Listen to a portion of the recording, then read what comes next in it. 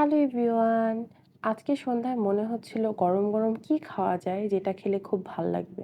তখন মনে হলো স্যুপ হচ্ছে বেস্ট অপশন। কারণ এটা খেলে এত বেশি রিফ্রেশিং লাগে। তো আর কোনো চিন্তা ভাবনা না করে আমি চলে গেলাম স্যুপ বানাতে। ১ম এ আমি পাতিলের মধ্যে এখানে হচ্ছে ৩ কাপ পানি দিয়ে নিয়েছি। পানি দেওয়া হলে এর মধ্যে আমি দিয়েছি ম্যাগি কর্ন স্যুপ। এই স্যুপটা খুবই ভালো যেহেতু আমি কর্ন খুব পছন্দ করি। সো আমার জন্য এটা আসলেই বেস্ট। এবার চামচ দিয়ে নেড়েচেড়ে সবকিছু ভালোমতো মিশিয়ে নিতেছি পানির সাথে। যখন এটা মিশানো হয়ে যাবে, এ পর্যায়ে আমি এর মধ্যে দিয়ে দেব হচ্ছে টমেটো সস। টমেটো সস দিলে একটা টকটক ভাব আসে, যেই ভাবটা হচ্ছে স্যুপের স্বাদটাকে অনেক বেশি বাড়িয়ে দেয়। এবার স্যুপটাকে হচ্ছে অনবরত নেড়ে-চেড়ে ভালোমতো হচ্ছে এটাকে জাল করে নিতে হবে।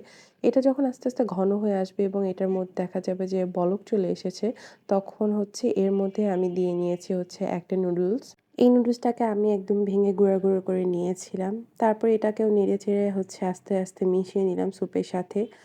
স্যুপ রান্না করার সময় আসলে অনবরত নাড়াচাড়া করা লাগে। কারণ না হলে দেখা যায় যখন আস্তে, আস্তে ঘন হয়ে আসে, তখন স্যুপটা পাতিলের তলাতে লেগে যেতে পারে। এখন আমি স্যুপের মধ্যে দিয়ে দিলাম একটা ডিম। ডিমটা দিয়ে অনবরত নাড়াচাড়া করতে হবে এবং ডিমটাকে স্যুপের সাথে মিশিয়ে নিতে হবে। এই কাজটা হচ্ছে কন্টিনিউয়াসলি করলে দেখা যায় যে ডিমগুলা হচ্ছে ভালোমতো মিশে যায় স্যুপের সাথে। এরপর আমি স্যুপের মধ্যে দিয়ে নিয়েছি একদম সামান্য পরিমাণে একটু তেল এবং তেল দিয়ে এটাকে আমি আবার নাড়াচাড়া করে মিশিয়ে নিয়েছি। এরপর একদম শেষে যখন স্যুপটা প্রায় হয়ে এসেছে, তখন আমি এর মধ্যে দিয়েছি কাঁচামরিচ আর দিয়েছি আদা কুচি। এবার নেড়ে-চেড়ে ১-২ মিনিট রান্না করলেই ব্যাস আমার মজাদার গরম, গরম স্যুপ রেডি।